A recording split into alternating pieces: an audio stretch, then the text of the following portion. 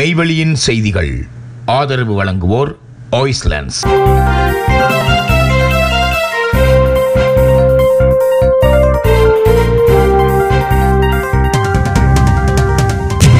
வணக்கம். மெய்வெளியின் செய்திகள் வாசித்தளிப்பவர் சுகந்தினி சிவகுமார். முதலில் இலங்கை செய்திகள்.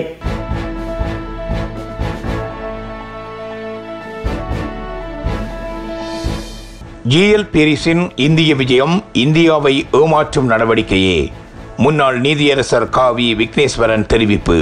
இந்தியாவை தனது நட்பு நாடென காட்டிக்கொள்ளும் விதமாக இந்தியாவிற்கு பொய்யான வாக்குறுதிகளை வழங்கி இந்தியாவை ஏமாற்றும் நடவடிக்கையே இலங்கை வெளிவிவகார அமைச்சர் ஜிஎல் பீரிஸின் இந்திய விஜயம் என தமிழ் மக்கள் தேசிய கூட்டணியின் தலைவரும் நாடாளுமன்ற உறுப்பினருமான விக்னேஸ்வரன் தெரிவித்துள்ளார்.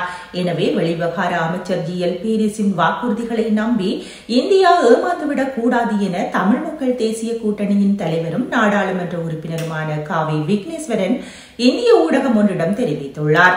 தமிழ் மக்களுக்கு அதிகார பகிர்வு வழங்கப்படும் என்பது உள்ளிட்ட இந்தியாவிற்கு கடந்த காலத்தில் வழங்கப்பட்ட எந்த ஒரு வாக்குறுதியையும் இலங்கை அரசாங்கம் நிறைவேற்றவில்லை என குறிப்பிட்டார்.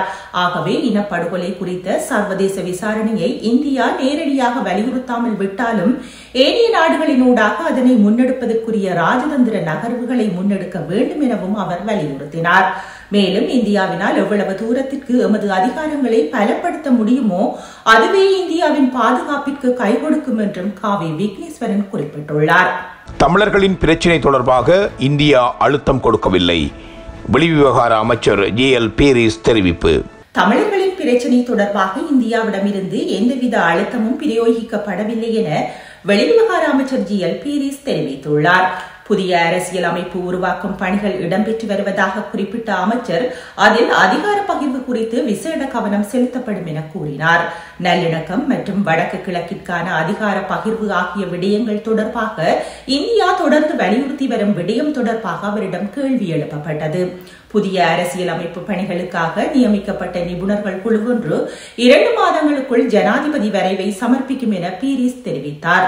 இருப்பினும் இலங்கையின் சிங்கள பெரும்பான்மையினரிடமிருந்து போதுமான ஒருமித்த கருத்து எட்டப்படாவிட்டால் எந்த முடிவையும் செயற்படுத்த முடியாது என கூறினார்.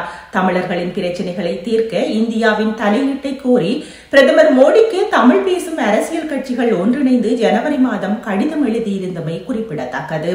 இதேவேளை நாட்டின் பொருளாதார நிலை மற்றும் சீனாவுடனான நாட்டின் உறவு குறித்தும் இந்திய ஊடகத்திற்கு ஜிஎல் பீரிஸ் கருத்து வெளியிட்டிருந்தார். குறிப்பாக சுற்றுலாத்துறை வீழ்ச்சி மற்றும் வெளிநாட்டில் பணிபுரியும் இளைஞர்களிடமிருந்து கிடைக்கும் பணம் என்பன குறைந்தமை காரணமாக நிதி அழுத்தத்திற்கு முகம் கொடுத்துள்ளதாக தெரிவித்தார். மேலும் இரு நாடுகளுக்கு இடையிலான மின்சார இணைப்பு மற்றும் கொழும்பு துறைமுகத்தில் மேற்கு கோள்களின் முனைய அபிவிருத்தி குறித்தும் பேசப்பட்டதாக ஜிஎல் பீரிஸ் கூறினார். மின்சாரம் கிடைக்குமாக இருந்தால் அது பாரிய அளவில் நன்மை பயக்கும் என்றும் மேற்கு கோள்களின் முனைய அபிவிருத்தி 2-3 மாதங்களில் தொடங்கும் என எதிர்பார்ப்பதாக அவர் குறிப்பிட்டார். பயங்கரவாத தடை சட்டத்தில் முன்மொழியப்பட்ட திருத்தம் அடிப்படை உரிமைகளை பாதுகாக்கும், வெளிவிவகார அமைச்சு அறிக்கை. தற்போதைய பயங்கரவாத தடை சட்டத்தில் முன்மொழியப்பட்ட திருத்தம் அரசியல் அமைப்பின் கீழ் உத்தரவாதம் அளிக்கப்பட்டுள்ள அடிப்படை உரிமைகளை பாதுகாப்பதற்கும் முன்னேற்றுவதற்குமானதொரு முற்போக்கான படி ஆகும் என வெளிவிவகார அமைச்சர் தெரிவித்துள்ளார். பாராளுமன்றத்தில் இலங்கை அரசாங்கம் முன்வைக்க உத்தேசித்துள்ள தற்போதைய பயங்கரவாத தடை சட்டத்தை திருத்துவதற்கு முன்மொழியப்பட்டுள்ள சட்டமூலமானது சட்டமாக நிறைவேற்றப்பட்டவுடன் தற்போதைய பயங்கரவாத தடை சட்டம் இயற்றப்பட்டு கிட்டத்தட்ட 43 வருடங்களின் பின்னர் அதில் திருத்தம் மேற்கொள்ளப்படுவதற்கு வழிவகுப்பதுடன் குறித்த சட்டத்திற்கு உட்பட்ட நபர்களுக்கு அரசியல் அமைப்பின் கீழ் உத்தரவாதம் அளிக்கப்பட்டுள்ள அவர்களது அடிப்படை உரிமைகளை பாதுகாப்பதற்கும் முன்னேற்றுவதற்குமான உறுதியான பாதுகாப்பை வழங்கும் மிகவும் முற்போக்கான நடவடிக்கையாக அமையும் என தெரிவிக்கப்பட்டுள்ளது. தடுப்பு காலத்தை குறைத்தல், சித்திரவதை குற்றச்சாட்டுகளை நிவர்த்தி செய்வதற்கும் அகற்றுவதற்கும் தடுப்பு காவலில் உள்ள சந்தேக நபர்கள் தடுப்பு காவலில் வைக்கப்பட்டுள்ள இடங்களுக்கு செல்ல நீதிவானுக்கு வெளிப்படையாக அதிகாரத்தை வழங்குதல், பயங்கரவாத தடை சட்டத்தின் கீழ் நீதித்துறை மீளாய்வுக்கு அங்கீகாரம் வழங்குதல், தடுப்பு காவலில் அல்லது காவலில் வைக்கப்பட்டுள்ள ஒருவரை சட்டத்தரணிகள் அணுகுவதற்கான சட்டம் மற்றும் அவ்வாறு தடுப்பு காவலில் அல்லது தடுத்து வைக்கப்பட்டுள்ள நபரின் உறவினர்களுடன் தொடர்பு கொள்வதற்கான உரிமை, பிரசுரங்களை தடை செய்வது தொடர்பான விதிகளை ரத்து செய்தல், பயங்கரவாத தடை சட்டத்தின் கீழான தடுப்பு குற்றங்களுக்கு நாளாந்த அடிப்படையில் விசாரணைகளை நடாத்துதல், தடுப்பு காவலில் அல்லது தடுத்து வைக்கப்பட்டுள்ள நபர்களுக்கு பிணை வழங்குவதற்கான ஏற்பாடுகளை மேற்கொள்ளுதல், வழக்குகளை விரைந்து தீர்ப்பதை உறுதி செய்தல், புதிய பிரிவு 15D அறிமுகப்படுத்துவதை உறுதிப்படுத்துதல் ஆகியன அதில் உள்ளடக்கப்பட்டுள்ளன. இந்த சட்டம் மூலம் 2022 ஜனவரி 27 அரசு வர்த்தமானியில் வெளியிடப்பட்டது. அதன் பின்னர் நாடாளுமன்றத்தில் இந்த சட்டமூலத்தை தாக்கல் செய்யுமாறு நாடாளுமன்றத்தில் உள்ள அவைத்தலைவருக்கு அமைச்சரவை உபகுழுவின் தலைவரான வெளிநாட்டு அமைச்சர் கடிதம் எழுதியுள்ளார். 1979 ஆண்டு ஜூலை 24 பாராளுமன்றத்தில் சான்றளிக்கப்பட்டதிலிருந்து 79 ஆண்டு 48 இலக்க பயங்கரவாத தடை சட்டம் செயற்பட்டு வருவதுடன் 82 மற்றும் 88 ஆண்டுகளில் சிறிய திருத்தங்களுக்கு உட்படுத்தப்பட்டது என்பது இங்கு குறிப்பிடத்தக்கது. மனித உரிமைகள் ஆணைக்குழுவின் முன்னாள் ஆணையாளர் அம்பிகாவின் கருத்துக்கு வெளிவிவகார அமைச்சு மறுபறிக்கை. ஐரோப்பிய ஒன்றிய நாடாளுமன்ற உபகுழுவின் அமர்வில் இலங்கையின் மனித உரிமைகள் நிலவரம் தொடர்பில் சட்டத்தரணி அம்பிகா சத்குணநாதனால் முன்வைக்கப்பட்ட கருத்துக்களுக்கு மறுப்பு தெரிவித்து வெளிநாட்டு தலைவர்கள் அமைச்சு வெளியிட்டுள்ள அறிக்கைக்கு 161 சமூக செயற்பாட்டாளர்களும் 47 அமைப்புகளும் இணைந்து கண்டனம் வெளியிட்டுள்ளனர். ஐரோப்பிய ஒன்றிய நாடாளுமன்ற உபகுழுவின் அமர்வு கடந்த ஜனவரி மாதம் 27 நிகழ்நிலையில் நடைபெற்ற நிலையில் அதில் இலங்கையின் மனித உரிமைகள் நிலவரம் தொடர்பிலும் ஆராயப்பட்டது. அந்த அமர்வில் பங்கேற்று நாட்டின் மனித உரிமைகள் நிலவரம் தொடர்பாக வெளிப்படுத்திய மனித உரிமைகள் ஆணைக்குழுவின் முன்னாள் ஆணையாளரும் சட்டத்தரணியுமான அம்பிகா சத்குணநாதன் அண்மை காலங்களில் மனித உரிமைகள் நிலவரம் மிக மோசமடைந்து வருவதாக சுட்டிக்காட்டினார். அது மாத்திரமன்றி ஐநா மனித உரிமைகள் உயர்ஸ்தானிகர் அலுவலகத்தால் முன்னெடுக்கப்பட்டுள்ள ஆதாரங்களை திரட்டுவதற்கான பொறிமுறைக்கு ஐரோப்பிய ஒன்றிய உறுப்பு நாடுகள் நிதியுதவி உள்ளிட்ட ஒத்துழைப்புகளை வழங்க முன்வர வேண்டும் என்றும் அவர் வலியுறுத்தியிருந்தார். எனினும் அவரது கருத்துக்கள் உள்ளக பொறிமுறை மற்றும் உள்நாட்டு கட்டமைப்புகளின் ஊடாக நல்லிணக்கம், பொறுப்புக்கூறல் ஆகியவற்றை உறுதி செய்வது தொடர்பாக தாம் கொண்டிருக்கும் உறுதிப்பாடு தொடர்பில் சந்தேகங்களை தோற்றுவிக்கும் வகையில் அமைந்திருப்பதாக குறிப்பிட்டு வெளிநாட்டு அலுவல்கள் அமைச்சு அறிக்கை வெளியிட்டுள்ளது. யாழ்ப்பாணத்திற்கு விஜயம் செய்வதன் மூலம் சர்வதேசத்துடன் ஒன்றித்து செயற்பட முடியாது, ரா சாணக்கியன் தெரிவிப்பு. நீதியமைச்சர் அலி சப்ரே யாழ்ப்பாணத்திற்கு விஜயம் செய்வதன் மூலம் சர்வதேசத்துடன் ஒன்றிணைந்து செயற்பட முடியாது, இதனூடாக ஐநாவுக்கு பதில் வழங்க முடியாது என பாராளுமன்ற உறுப்பினர் இரா சாணக்கியன் தெரிவித்துள்ளார். பாராளுமன்றில் இன்று உரையாற்றிய போதே அவர் இவ்வாறு குறிப்பிட்டுள்ளார். யாழிற்கு சென்று காணாமல் ஆக்கப்பட்டோருக்கு நட்டஈடாக 1 லட்சம் ரூபாய் வழங்கப்படும் என்று நீதியமைச்சர் கூறியுள்ளார். 2009 தாய்மார் போராடுவது இந்த 1 லட்சம் ரூபாய்க்காக அல்ல என்பதை அரசாங்க தரப்பினர் புரிந்து கொள்ள வேண்டும். காணாமல் ஆக்கப்பட்ட தங்களின் உறவுகளுக்கு என்ன நேர்ந்தது என்றுதான் அவர்கள் கோருகின்றார்கள். இது அவர்களின் உரிமையாகும். இதற்கு பதில் வழங்காமல் யாழுக்கு சென்று ஊடகவியலாளர் சந்திப்புகளை நடாத்துவதால் சர்வதேச பிரச்சினைகளுக்கு தீர்வு ஒன்று கிடைத்து விடாது. இந்த பிரச்சனைக்கு தீர்வு வருவதாயின் சரியான முறையில் அதனை கையாள வேண்டும். அதே நேரம் பயங்கரவாத தடை சட்டத்தில் கைது செய்யப்பட்ட எத்தனை தமிழ் முஸ்லிம் இளைஞர்கள் இன்னமும் சிறையில் வாழுகிறார்கள். கிஜால் ஹிஸ்புல்லாவை விடுவித்தமையால் சர்வதேசத்தை ஏமாற்றிவிடலாம் என நினைக்கக்கூடாது. கிஜால் ஹிஸ்புல்லா என்பவர் தனியொரு நபர். அவருக்காக பல சட்டத்தரணிகள் வாதாடினார்கள். இன்று அவர் விடுவிக்கப்பட்டுள்ளார். இதனையிட்டு மகிழ்ச்சி அடைகின்றோம். ஆனால் கிஜால் ஹிஸ்புல்லாவை போன்று எத்தனையோ பேர் இன்னமும் சிறைகளில் வாடிக்கொண்டிருக்கிறார்கள். அவர்களின் பெயர்கள் வெளியுலகத்திற்கு தெரியாது. இந்த நிலையில் இலங்கை தமிழரசு கட்சியானது பயங்கரவாத தடை சட்டத்திற்கு எதிராக கையெழுத்து போராட்டம் ஒன்றை ஆரம்பித்துள்ளது.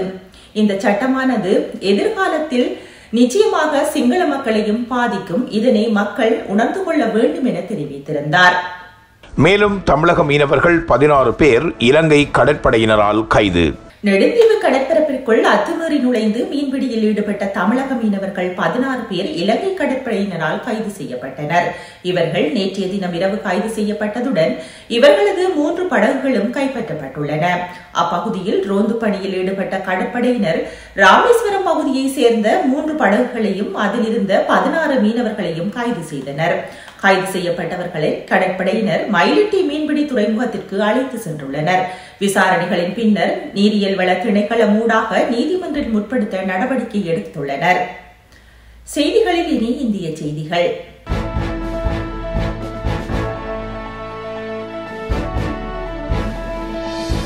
ராமேஸ்வரம் மீன்பிடி அனுமதிச்சீட்டு வழங்கும் அலுவலகத்தில் தமிழக மீனவர்கள் ஆர்ப்பாட்டம். இலங்கை வசமுள்ள பல கோடி மதிப்புள்ள நூற்றுக்கணக்கான தமிழக மீன் விசைப்படகுகளை இலங்கை அரசு ஏலம் விடுவதை எதிர்த்து ராமேஸ்வரம் மீன்பிடி அனுமதி சீட்டு வழங்கும் அலுவலகத்தில் தமிழக மீனவர்கள் ஆர்ப்பாட்டம் ஒன்றை முன்னெடுத்துள்ளனர். இலங்கை கடற்படையினரால் கடந்த 2014 ஆண்டு முதல் 2020 ஆண்டு வரை எல்லை தாண்டி மீன்பிடித்ததாக கைது செய்யப்பட்ட தமிழக மீனவர்களின் படகுகளை வெளிநாட்டு மீன்பிடி தடை சட்டத்தின் கீழ் இலங்கை நீதிமன்றம் அரசுடைமையாக்கி யாழ்ப்பாணம் மாவட்டம் காங்கேசன்துறை, காரைநகர், கிளாஞ்சி, மயிலட்டி மற்றும் தலைமன்னார் கடற்படை முகாம்களில் தடுத்து வைத்துள்ளனர். தமிழக மீனவர்களின் நூற்றுக்கணக்கான விசைப்படகுகள் பயன்படுத்த முடியாத நிலையில் உள்ளதால் படகுகளை ஏலம் விட கடந்த 2020 ஆண்டு ஊர்காவல்துறை நீதிமன்றம் உத்தரவிட்டது. இந்த நிலையில் இந்த உத்தரவுக்கு எதிர்ப்பு தெரிவித்து தமிழக மீனவர்கள் பல்வேறு கட்ட போராட்டத்தை நடாத்தினர். அதன் அடிப்படையில் மத்திய அரசு இலங்கை அரசிடம் பேசி கடற்படை முகாம்களில் தடுத்து வைக்கப்பட்டுள்ள நல்ல நிலையில் உள்ள படகுகளை மீண்டும் தமிழக மீனவர்களிடம் ஒப்படைக்குமாறு கேட்டுக் கொண்டதாகவும், கடந்த 2 ஆண்டுகளாக இலங்கையில் கொரோனா பரவல் அதிகமாக இருந்ததால் தமிழக மீனவர்களால் இலங்கை சென்று படகுகளை மீட்டு வர முடியாத சூழ்நிலை ஏற்பட்டது என்றும் கூறப்படுகின்றது. இதனையடுத்து இலங்கை அரசு கடற்படை முகாம்களில் தடுத்து வைக்கப்பட்டுள்ள படகுகளை ஏலம் விடப் போவதாக அறிவித்திருந்தது. இதற்கு எதிர்ப்பு தெரிவித்த ராமேஸ்வரம் மீனவர்கள் பல்வேறு கட்ட போராட்டங்களை நடாத்தி வந்தனர். ஆனால் தமிழக மீனவர்களின் எதிர்ப்பையும் மீறி இலங்கை அரசு நேற்று காலை முதல் மீனவர்களின் நூற்றுக்கணக்கான படகுகளை ஏலத்தில் விட்டு வருகின்றது. இதனை கண்டித்து இன்று ராமேஸ்வரம் விசைப்படகு மீனவர்கள் ராமேஸ்வரம் மீன்பிடி அனுமதி சீட்டு வழங்கும் அலுவலகத்தில் போராட்டம் நடத்தினர். தமிழக மீனவர்களின் படகுகளை ஏலம் விடும் நடவடிக்கையை இலங்கை அரசு கைவிட தவறும் பட்சத்தில் வரும் வெள்ளிக்கிழமை மத்திய அரசு அலுவலகம் முன்பு ஆர்ப்பாட்டம் நடத்தப் போவதாக மீனவர்கள் தெரிவித்துள்ளனர். மேலும் ஆர்ப்பாட்டத்தில் கலந்து கொண்ட மீனவர்கள் மத்திய மாநில அரசுகளையும் இலங்கை அரசையும் கண்டித்து கோஷங்களை எழுப்பினர். இந்த நிலையில் யாழ்ப்பாணம் காரைநகரில் வைத்து 135 இந்திய படகுகள் நேற்று ஏலத்தில் விடப்பட்டதில் 52,20,500 ரூபாவிற்கு விற்பனை செய்யப்பட்டுள்ளமை குறிப்பிடத்தக்கது. தமிழகத்து ஈழத்து மீனவர்களிடையே பகைமையை ஏற்படுத்தும் சூழ்ச்சியை முறியடிக்க வேண்டும், சீமான் வேண்டுகோள். இலங்கை இந்திய கடற்பரப்பில் நிகழும் சம்பவங்களை அடிப்படையாக கொண்டு தமிழகத்து ஈழத்து மீனவர்களிடையே பகைமையை ஏற்படுத்தும் சூழ்ச்சியை இடைநிலத்தில் வாழும் தமிழர்களும் ஒன்றுபட்டு முறியடிக்க வேண்டும் என நாம் தமிழர் கட்சியின் தலைவர் சீமான் வேண்டுகோள் விடுத்துள்ளார். தமிழகத்து மீனவர்களுக்கும் ஈழத்து மீனவர்களுக்கும் இடையே பகைமையை ஏற்படுத்தி ஒரு தாய் வயிற்று பிள்ளைகளை தமிழ் தேசிய இன மக்களை தங்களுக்குள்ளேயே மோதி சண்டையிட வழிவகை செய்திடும் சிங்கள இனவாத அரசின் கொடுங்கோல் செயற்பாடுகள் பெரும் அதிர்ச்சி அளிக்கின்றன. ஈழ பெருநிலத்தில் 2 லட்சம் தமிழர்களை கொன்றொழித்து ஒரு பாரிய இனப்படுகொலையை நிகழ்த்தி 800க்கும் மேற்பட்ட தமிழக மீனவர்களை நடுக்கடலிலேயே படுகொலை செய்தும் இன்னும் வன்மம் தீராது தமிழர்களுக்குள்ளேயே பகை மூட்டும் சிங்கள இனவாத ஆட்சியாளர்களின் போக்குகள் கடும் கண்டனத்துக்குரியது என இது தொடர்பில் அவர் விடுத்துள்ள அறிக்கையில் தெரிவிக்கப்பட்டுள்ளது. தமிழகத்து மீனவர்கள் தான் ஈழத்து மீனவர்களை தாக்கி கொன்றுவிட்டார்கள் என அந்நிலத்தில் பரப்புரை செய்வதும், தமிழகத்து மீனவர்களது படகுகளை ஈழத்து மீனவர்களுக்கு ஏலத்தில் விற்று காழ்ப்புணர்வை தமிழக மீனவர்களிடம் உருவாக்க முயல்வதுமான போக்குகள் சொந்த ரத்தங்களுக்குள்ளேயே யுத்தத்தை நிகழ்த்த துடிக்கும் பெரும் மோசடித்தனமாகும் எனவும் அவர் தெரிவித்துள்ளார். சிங்கள இனவாத அரசால் இனப்பேரழிவை தமிழர் தாயகம் எதிர்கொண்ட போது தமிழகத்திலிருந்து 18க்கும் மேற்பட்ட தமிழர்கள் தங்கள் உறவுகளை காக்க தங்கள் உயிர்களை இரையாக்கினார்கள். ஈழத்தாயகம் எப்போதெல்லாம் தாக்குதலுக்கு உள்ளாகிறதோ அப்போதெல்லாம் தமிழகம் கொதித்தெழுந்து தங்கள் உறவுகளை காக்க உணர்வோடு வீதிக்கு வருகிறது என குறிப்பிட்ட அவர், தமிழகத்துக்கும் ஈழத்துக்குமான தொப்புள் கொடி உறவை, வரலாற்று வழி தொடர்பை எவராலும் மறக்க முடியாது என தெரிவித்துள்ளார். ஏற்கனவே தமிழ் தேசிய இன மக்களை சாதியும் மதமும் பிளந்து பிரித்து ஓர்மையை தடுத்து கெடுக்கும் நிலையில் அரங்கேற்றப்படும் சதி செயல்களையும் தமிழகத்து தமிழர்களுக்கும் ஈழத்து தமிழர்களுக்குமான இரத்த உறவை முற்றாக அறுக்க துடிக்கும் பெரும் சூழ்ச்சிகளையும் புரிந்து கொள்ள வேண்டிய பெருங்கடமையும் பேரவசியமும் ஆகிறது என நாம் தமிழர் கட்சி தலைமை ஒருங்கிணைப்பாளர் சீமான் தெரிவித்துள்ளார். செய்திகளில் தொடர்வன உலகச் செய்திகள்.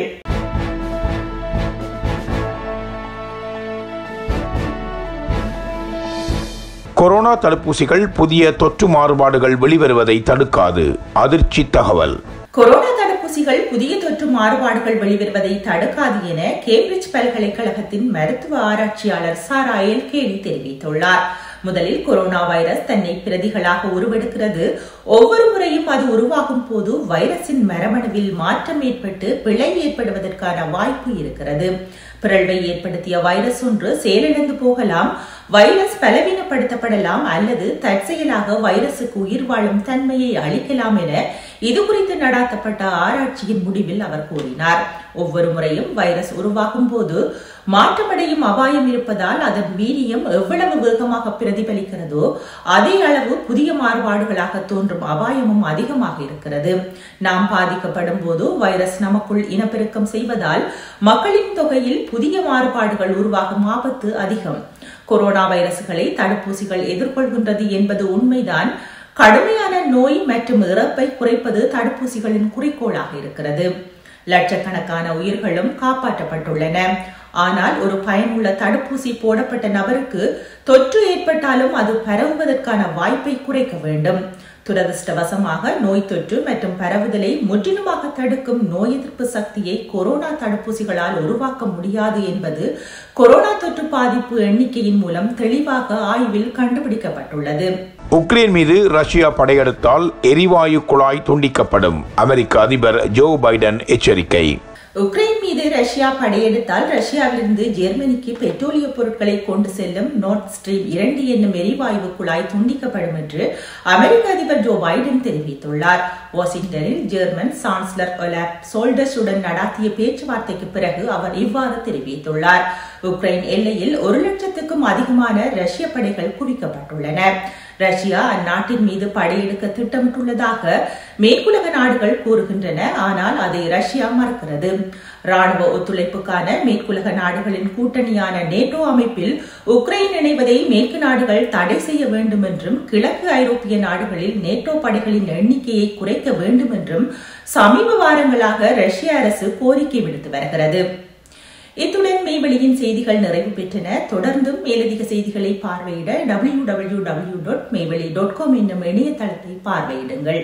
நன்றி, வணக்கம்.